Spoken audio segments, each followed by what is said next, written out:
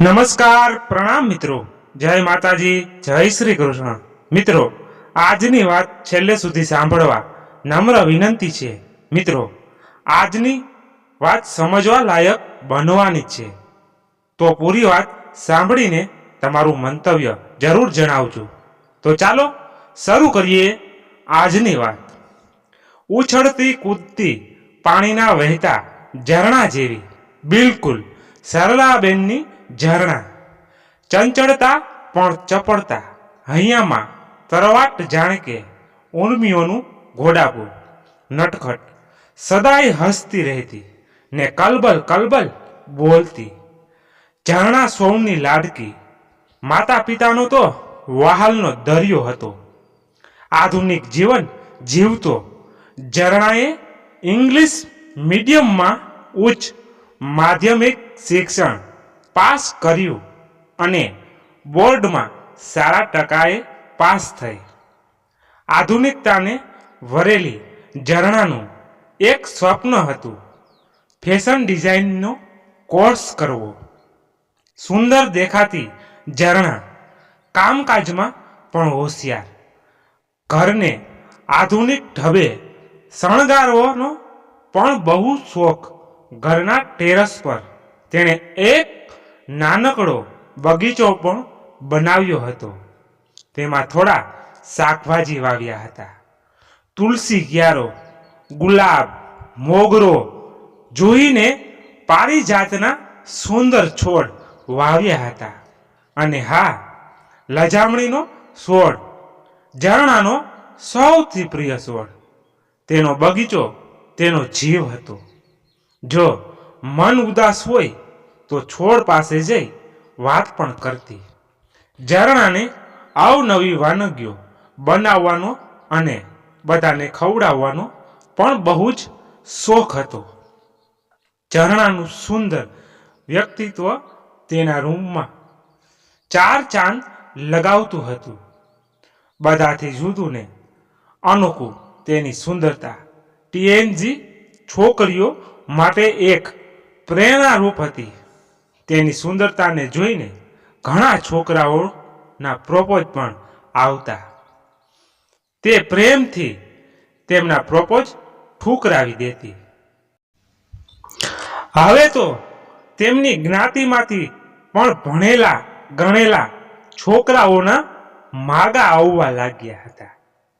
પણ ઝરણાને તેનું સ્વપ્ન પૂરું કરવા માટે ફેશન ડિઝાઇનિંગનો ડિગ્રી કોર્સ ગાંધીનગર NIFT માંથી કરવો હતો. પણ તે કોર્સની ફી ખૂબ જ હતી.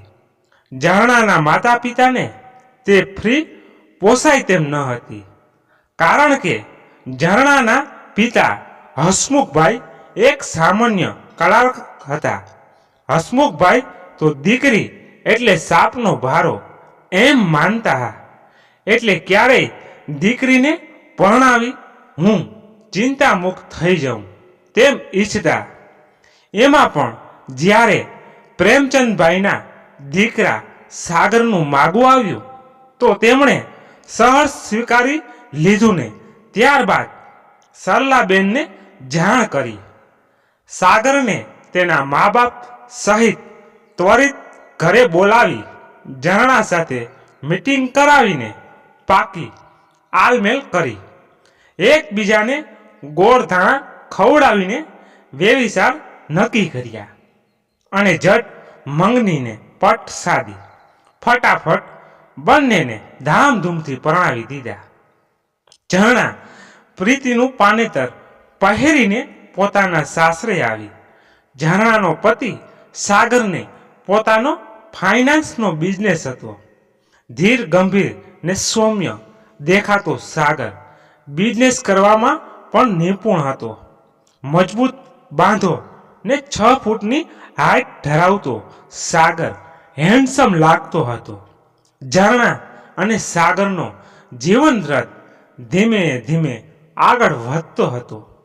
અને એક દિવસ સાંજે સાગર ઓફિસેથી ઘરે પરત ફરતો હતો ત્યારે અચાનક બસ સ્ટેશન પર બસની રાહ જોતી કોલેજ કાળની પોતાની ભૂતપૂર્વ પ્રેમિકા કાવ્યાને જોઈ અને પોતાની કારને કાવ્યા પાસે લાવીને બ્રેક મારીને ઊભી રાખી ને પછી હોર્ન માર્યો. હોર્ન સાંભળતા જ કાવ્યાએ કારમાં નજર કરી તો સાગર હતો. કાવ્યા એકદમ ખુશીની મારી ઉછળી પડી ને પછી આશ્ચર્ય ભર્યા અવાજે ચીલાઈને બોલી, સાગર, તું અહીંયા ક્યાંથી?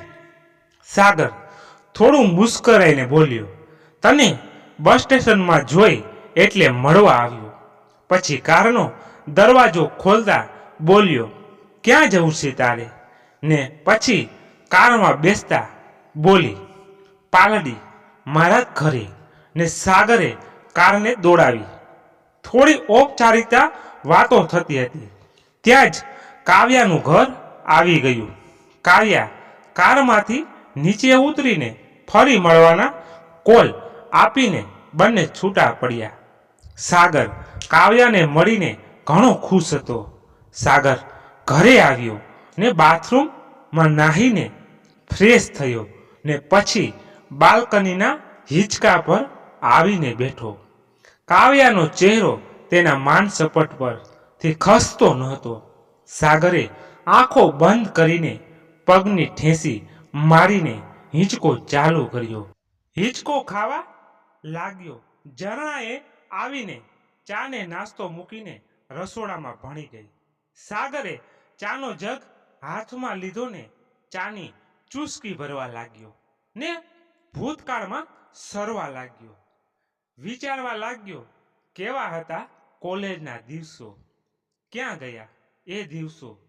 દોસ્તોની સાથે મોજ મજા ને ધીંગા મસ્તી. બોરિંગ પીરિયડોમાં બંક મારવાનો ને કોલેજની કેન્ટીનમાં જઈને ગરમા ગરમ ભજીયા અને ચાની મિજબાની કરવાની મજા જ કંઈક ઓર હતી. ક્યારેક લાઇબ્રેરીમાં જઈને પુસ્તકો વાંચવાના. અને હા, એ જ લાઇબ્રેરીમાં મારી ને કાવ્યાની પ્રથમ મુલાકાત કેવી રીતે ભૂલાય? કાવ્યા જાણે એક કવિની કલ્પના સમાર, સુંદર, ગૌરવાન, નાજુક નમળો ચહેરો, ભૂરી માંજરી આંખો પર કાળી લંબચોરસ ચશ્માની ફ્રેમથી ચહેરો વધુ સુંદર લાગતો હતો. ખંભા પર સોનેરી મિશ્રિત કાળા કેસ ખંભા પર લહેરાતા હતા ને આગળ ઝૂકેલી લટો ગાલને ઉડી ઉડીને સ્પર્શતી હતી ને કાવ્યા પોતાના મુલાયમ હાથના સ્પર્શથી એ લટોને પાછળ લઈ જતી હતી. કાવ્યાએ પુસ્તક વાંચીને બંધ કર્યું ને ઊભી થઈ રેકમાં પુસ્તક મૂકીને ધીમે ધીમે ચાલતી મારી સામે આવીને થોડું હસી ને બહાર નીકળી ગઈ. કાવ્યા સાગરના દિમાગમાં છવાઈ ગઈ. હવે તો ઉઠતા બેસતા બસ એના જ વિચારો આવતા. અને હવે તો લાઇબ્રેરીમાં જઈને પુસ્તકો વાંચવાના બહાને એને જોવા જતો. અને હવે તો લાઇબ્રેરીમાં જઈને બેસવાનો તેનો એક નિયમ બની ગયો હતો. આ વાત કાવ્યાથી છાની ના રહી.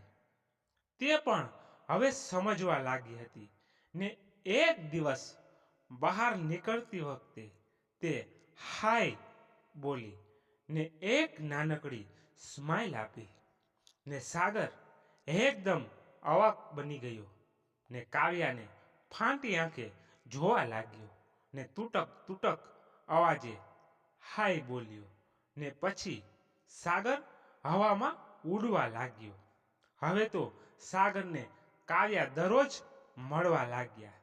ક્યારેક લાઇબ્રેરીમાં બેસતા તો ક્યારેક કેન્ટીનમાં જતા તો ક્યારેક ચંદુભાઈની ચાની કીટલી પર જઈને ચા પીતા ને કલાકો બેસીને વાતો કરતા ને બંને ને ક્યારે એકબીજા માટે પ્રેમ થઈ ગયો એ ખબર જ ના પડી.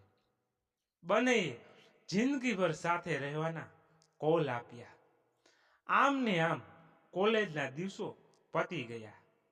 કાવ્યાએ એક ખાનગી કંપનીમાં જોબ ચાલુ કરી અને સાગરે પોતાનો બિઝનેસ ચાલુ કર્યો. એટલે બંનેનું મળવાનું ઓછું થઈ ગયું, પણ પ્રેમ તો એટલો જ હતો. સાગરની ઉંમર પરણવા લાયક હોવાથી તેના મા બાપની ચિંતા થતી ને સાગરને કહેતા, સાગર કેટલી સુંદર છોકરીઓના માગા આવે છે, કોઈ પસંદ કર. પણ સાગર કોઈ જવાબ આપતો ન હતો. એ તો કાવ્યા ગમતી હતી, પણ સાગરના માતા પિતાને એ મંજૂર નહોતું અને સાગરે માની મમતા આગળ ઝૂકવું પડ્યું ને ઝરણા સાથે લગ્ન કરવા પડ્યા. સાગર ચાલ જમવા. રસોડામાંથી એક અવાજ આવ્યો ને સાગર તંદ્રામાંથી જાગી ગયો ને રસોડામાં ભણી જમવા ચાલ્યો. આજે તો સાગર દરરોજ કરતા વહેલો સવારમાં ઉઠી ગયો. સવારનું ખુશનુમા વાતાવરણ હતું. શિયાળાની કડકડતી ઠંડી હતી, છતાં મફલર ગળામાં વીંટાળી બાલ્કનીમાં જઈને કોફીનો જગ લઈને ઊભો રહ્યો ને બહારનું કુદરતી સૌંદર્યને નિખરવા લાગ્યો. ધુમ્મસ ભર્યા વાદળો એ ઘૂંઘળું વાતાવરણ વધુ સુંદર લાગતું હતું. ઝાડપાનમાં ઝાકળ બિંદુ સૂર્યના પ્રકાશમાં ચમકતા સફેદ મોતી જેવા દેખાતા હતા. દૂધાવાળા ને પેપરવાળા ચહલ પહલ હતી, તો બાળકોને સ્કૂલમાં જવાની ઉતાવળ દેખાતી હતી. રિક્ષાઓ ને બસોની અવર જવર પણ શરૂ થઈ હતી. બધાને પોતાના મુકામ પર જવાની ઉતાવળ હતી. જાણે હરીફાઈમાં બધા ઉતર્યા હોય તેવું લાગતું હતું. વધારાની કોફી પૂરી કરીને સાગર અંદર ગયો અને ફટાફટ બધા કામ પતાવીને ઓફિસ જવા નીકળ્યો. ઓફિસમાં કામ પતાવવામાં ક્યાં સાંજ પડી ગઈ તેને ખબર ના રહી. ફાઇલ બંધ કરીને ઘડિયાળમાં જોયું તો સાંજના 6 વાગી ગયા હતા. શિયાળો હોવાથી અંધારું પણ થવા લાગ્યું હતું. સાગર ઊભો થયો ને બેગ લઈને ઘર જવા નીકળ્યો અને અનાયાસે તેણે બસ સ્ટેન્ડ બાજુ કારને હંકારી. કાવ્યા પણ બસ સ્ટેન્ડ પર બસની રાહ જોતી હતી, પણ ખરેખર તો એ પણ સાગરની રાહ જોતી હતી. સાગર કાવ્યાની નજીક આવ્યો ને કારનો દરવાજો ખોલ્યો. કાવ્યા કારમાં બેઠી એટલે સાગર કારને દોડાવી અને ચંદુ કાકાની ચાની કીટલી પર ઊભી રાખી. બંને અંદરથી ઉતર્યા ને એક બાકડા પર જઈને બેઠા. સાગરે ચંદુ કાકાને 2 કપ ચાનો ઓર્ડર આપ્યો ને બંને વાતો કરવા લાગ્યા. 1 કલાક ક્યાં જતો રહ્યો એ બંનેને ખબર ના રહી ને વાતો પૂરી થતા સાગર કાવ્યાને ઘરે મૂકીને પોતાના ઘરે આવ્યો. હવે તો સાગરને કાવ્યા નિયમિત મળતા અને બંનેનો જૂનો પ્રેમ તાજો થયો. ઝરણાને પણ સાગરનું વર્તન કંઈ નવાઈ પમાડે તેવું લાગ્યું, પણ તે કશું બોલી નહીં. એક દિવસ ઝરણા શોપિંગ મોલમાં શોપિંગ કરવા ગઈ ત્યારે તેને સાગરની સેક્રેટરીની નૈના મળી ગઈ. બંનેએ કોફી કેફમાં જઈને બેઠા ને 2 કોફીનો ઓર્ડર આપ્યો અને પછી નૈના એ સાગર કાવ્યાના અફેરની વાત કરી.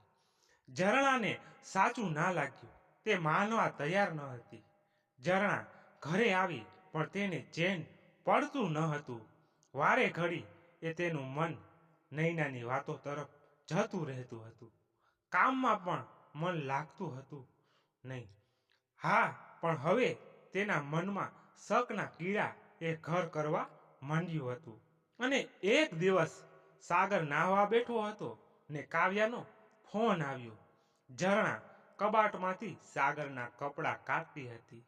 તેણે નજક આવીને મોબાઈલ ઉઠાવ્યો અને હેલો બોલી. સામેથી કોઈ ઉત્તર નહીં. ઝરણાએ એ જ રીતે 2-3 વાર બોલી. ત્યાં જ સાગર બાથરૂમમાંથી બહાર આવ્યો ને ઝરણાના હાથમાંથી મોબાઈલ ઝૂંટવી લીધો ને બહાર નીકળી ગયો. હવે ઝરણાનો શક મજબૂત થયો. સાગરે કાવ્યા સાથે વાત પતાવીને જેવો અંદર આવ્યો કે તરત જ ઝરણા તાળુકી. સાગર કોણ હતું? કોનો ફોન હતો? પણ સાગરે કોઈ જવાબ ન આપ્યો અને તૈયાર થઈ ઓફિસે જવા નીકળી ગયો. હવે ઝરણાને સાગર વચ્ચે બોલચાલ ઓછી થઈ ગઈ, જાણે કપ પૂરતો વ્યવહાર થઈ ગયો. સાગર મોડી રાત સુધી બહાર રહેતો અને સવારે વહેલો બહાર નીકળી જતો.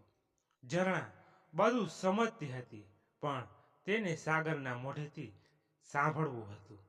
એટલે તેણે સાગરની સામે જીદ કરી. એટલે સાગરે બધી વાત જણાવી દીધી. ઝરણાનું મન સાસરિયામાં નહોતું લાગતું, એટલે પોતાના પિયરમાં રહેવા આવી ગઈ. ગુમસુમ ઉદાસ રહેવા લાગી. કોઈની પણ સાથે વાત નહોતી કરતી. 2 દિવસ તો પોતાના રૂમમાંથી બહાર નથી નીકળી. એટલે ઝરણાના મમ્મીથી ના રહેવાયું. ઝરણાએ પૂછ્યું, બેટા કેમ સાસરેથી પાછી આવી? ત્યાં બધું બરાબર છે ને? આટલું સાંભળતા જ ઝરણાની આંખો ભરાઈ આવી. કંઈ જ બોલી ના શકી અને ઊભી થઈને દીવાનખંડમાં આવીને બેસી ગઈ ને રડવા લાગી. સરલાબેન તેની પાછળ પાછળ દીવાનખંડમાં આવ્યા ને તેની પાસે બેસીને માથે હાથ ફેરવવા લાગ્યા ને ઝરણા રડતી રહી. ઝરણા શાંત થઈ એટલે સરલાબેને ફરી પૂછ્યું. ત્યારે ઝરણા ખાલી એટલું જ બોલી, મમ્મી મારી જિંદગી બગડી ગઈ. હવે હું ક્યાંયની નથી રહી અને ફરી રડવા લાગી. રડતા રડતા બોલી, મમ્મી મારી જિંદગી બગડી ગઈ. કાશ જો મને ભણવા દીધી હોત તો કદાચ આ દિવસ જોવા ના મળ્યો હોત. મમ્મી મારે તો ભણવું હતું, પણ તમને તો તેના કરતાં તમારા પૈસા વહાલા હતા ને તમારે મન તો હું સાપનો ભારો હતી. તમારે તો એ જવાબદારીના ભારથી મુક્ત થવું હતું.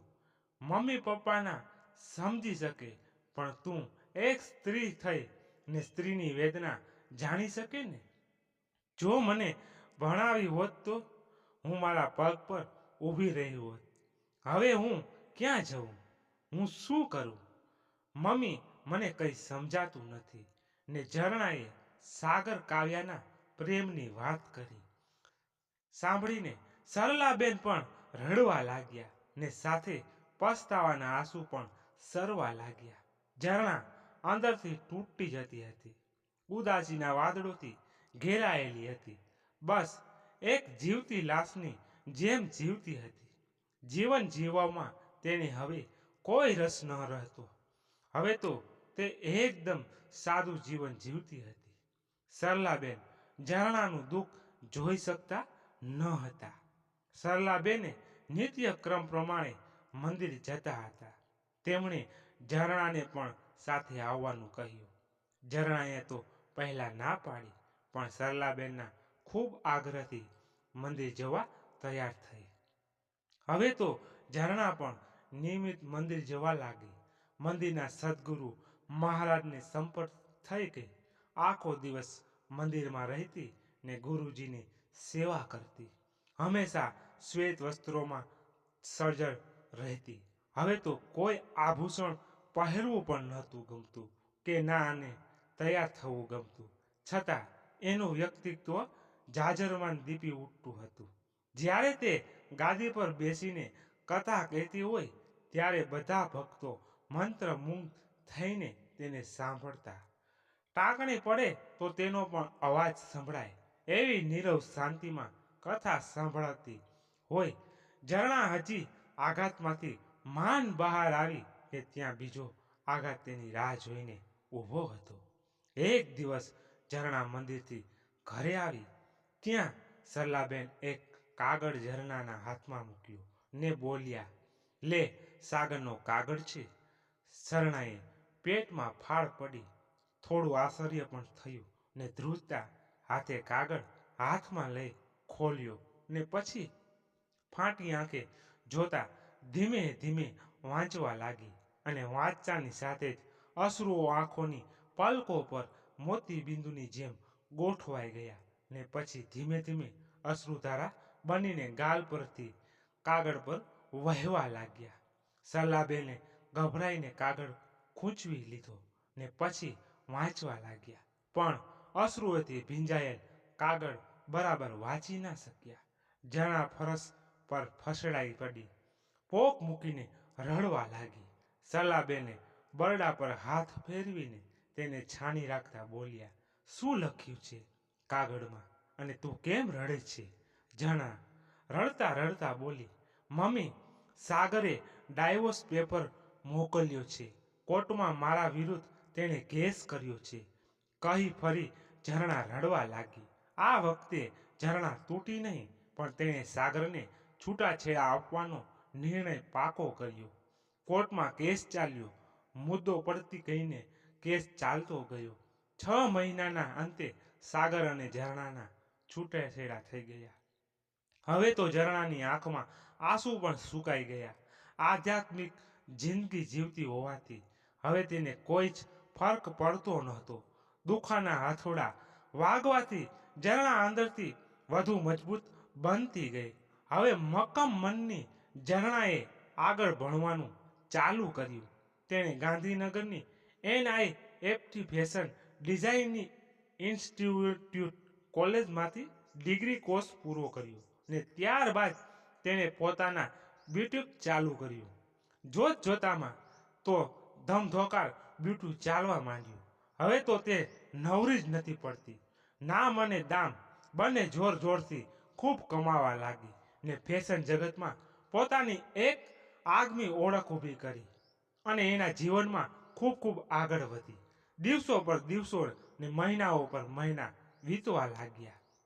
ઝરણાએ પણ હવે 40માં પ્રવેશ કર્યો. આંખો પર બેતાલાના ચશ્મા આવી ગયા.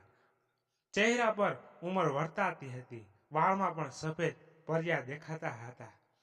હવે શરીરમાં પણ અશક્તિ જણાતી હતી. એક દિવસ ઝરણા સવારે મંદિરમાં દર્શન કરી એક્ટિવા પર પોતાના બ્યુટીક પર જઈ રહી હતી. 4 રસ્તા આવતા સિગ્નલ પોઈન્ટ પર રેડ લાઇટ જોઈ તેણે એક્ટિવાને બ્રેક મારી ઊભી રહી ગઈ. એક રિક્ષાવાળાએ પણ બાજુમાં જોરથી બ્રેક મારીને રિક્ષા ઊભી રાખી એટલે ઝરણામાંથી અનાયાસે જ રિક્ષામાં પાછળની સીટ પર જોવાઈ ગયું. ઝરણાને ચહેરો થોડો પરિચિત લાગ્યો એટલે થોડું વધુ ધારી ધારીને જોયું તો હાથમાં લાકડી, આછારા સફેદ વાળમાં અર્ધચંદ્રાકાર તાલ, આંખો પર દૂરની દૃષ્ટિના જાડા કાચના ચશ્મા અને પહેરવેશમાં લેંઘો ઝભ્ભોને તેના પર બાંડિયા બાઈનું સ્વેટર હતું. ઝરણા સાગરને ઓળખી ગઈ ને તેનાથી એક હલકી ચીસ પડાઈ ગઈ ને પછી બોલી, સાગર, તું અહીંયા? અવાજ પરિચિત લાગતા અનાયાસે જ સાગરે ઝરણા સામે જોયું ને આશ્ચર્ય ભાવે બોલી ઉઠ્યો, ઝરણા, તું અહીંયા? અને બંનેની આંખમાં એક ચમક આવી ગઈ. તેણે પોતાનું એક્ટિવા બાજુમાં લઈ જઈને ઊભું રાખ્યું. સાગરે પણ રિક્ષાનું ભાડું ચૂકવીને ઝરણા પાસે આવી ઊભો રહી ગયો. થોડી વાર બંને ચૂપ રહ્યા, એકબીજાને ટગર ટગર જોવા લાગ્યા. ત્યાં તો એકદમ ગાડીનો હોર્ન વાગ્યો ને બંને ઝબકી ગયા. થોડા ખસિયાણા થઈ હસી પડ્યા. થોડી વાર પછી સાગરે ધીમે રહીને વાત શરૂ કરી, ઝરણા, તું કેમ છે? સાંભળતા જ ઝરણા થોડી ક્રોધિત થઈ. સાથે સાથે આંખોમાં આંસુ પણ તરવરવા લાગ્યા. પણ ઝટથી પોતે સ્વસ્થ થઈને બોલી, બસ ઓકે છું. ને સામે તેણે પણ પૂછ્યું, તું કેમ છે? તેના મનમાં ઘણી ઉથલ-પાથલ થવા લાગી, પણ ચૂપ રહી. થોડી ઔપચારિક વાતો કરી બંને છૂટા પડ્યા. તે રાતે ઝરણાને કે સાગરને બિલકુલ ઊંઘ ના આવી. ઝરણાના મનમાં ઘણા પ્રશ્નો ઉઠવા લાગ્યા, પણ તે બધા પ્રશ્નોનો જવાબો સાગર પાસે હતા. બીજા દિવસે સવારે સાગર ઝરણાનું એડ્રેસ લઈ ઝરણાના બ્યુટીક પર પહોંચી ગયો. ઝરણા કાઉન્ટર પાસે મૂકેલા ભગવાનની તસવીર પાસે દીવો પ્રગટાવતી હતી. સાગર ચૂપચાપ બ્યુટીકમાં પ્રવેશ્યો ને ધીમેથી કાઉન્ટરની બાજુમાં પડેલી એક ખુરશીમાં બેઠો ને ઝરણાને પોતાની મહેનતથી ઊભા કરેલા બ્યુટીકને સાગરને નિહાળવા લાગ્યો. ઝરણાના બ્યુટીકમાં ધીમે ધીમે કસ્ટમર આવવા લાગ્યા ને જોતામાં તો કસ્ટમરની વણઝાર ચાલુ થઈ ગઈ. કોઈ સિવેલા ડ્રેસ લેવા આવતું તો કોઈ સીવવા માટે કાપડ આપવા આવતું. ઝરણાના ફોનમાં પણ ઉપડા છાપરી ગ્રાહકોના ફોન આવતા હતા. તેણી બધાને પ્રેમથી જવાબ આપતી હતી. જોતામાં બપોર પડી ગઈ. ઝરણા બપોરના 1 વાગ્યા સુધી કામમાં વ્યસ્ત રહી. ત્યાં સુધી સાગરે રાહ જોઈ. કામ પતાવી ઝરણા સાગર પાસે આવી અને બેઠી. ચશ્મા માથા પર ચડાવીને એક હાશકારો અનુભવ્યો અને પછી બ્યુટીકમાં જોબ પર રાખેલી સ્મૃતિને પોતાના ટિફિનમાંથી 2 પ્લેટ તૈયાર કરવાનું કહી સાગર સાથે વાત શરૂ કરી. સાગરે મહેસૂસ કર્યું કે આજે ઝરણાને મારી નહીં પણ મારે ઝરણાની જરૂર છે. સ્મૃતિએ સાગર અને ઝરણાને જમવાની પ્લેટ આપી. બંને એ ખાવાની શરૂઆત કરી.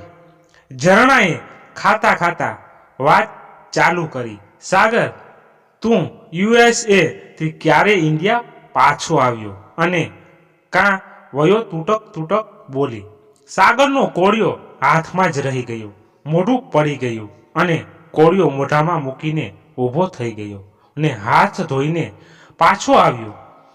ઝરણાના ચહેરા પર એ જ પ્રશ્નાર્થ ભાવ જોયો એટલે તેણે કહ્યું, ઝરણા, મારે ઇન્ડિયા આવીએ 6 મહિના થયા અને એક નિશાસો નાખ્યો.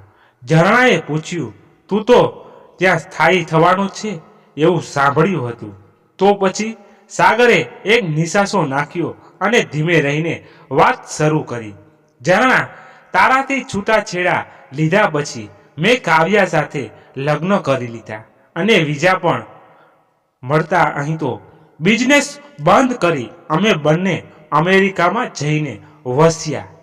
અમેરિકામાં ભારતીય કરતાં બધું જ જુદું છે. ઝરણા, ત્યાં જઈને લોન લઈને બિઝનેસ ચાલુ કર્યો. શરૂઆતમાં ઠીક ચાલ્યો પણ બજારમાં મંદીને લીધે ધીમે ધીમે ઓછો થતો ગયો. પૈસાની પણ ખેંચ પડવા લાગી. મારો સ્વભાવ પણ ચીડિયો થતો ગયો એટલે મારે ને કાવ્યાને દરરોજ બોલવાનું થતું. ત્યાં ગયા પછી કાવ્યાનો હાથ પણ પૈસા વાપરવા માટે બહુ છૂટો થઈ ગયો. એક તો પૈસાની તંગી ને એમાં કાવ્યાનો વધુ પડતો ખર્ચ. અમારા બંનેના ઝઘડાનું કારણ હતું. કાવ્યા ને અમેરિકાની હવા બરાબર લાગી હતી. તેથી પોતાના શોખ પૂરા કરવા તેણે સાયબર કાફેમાં જોબ ચાલુ કરી. મારે ને કાવ્યા વચ્ચે અંતર વધતું ગયું. અમારી વચ્ચે કામ પૂરતી જ વાતો થતી.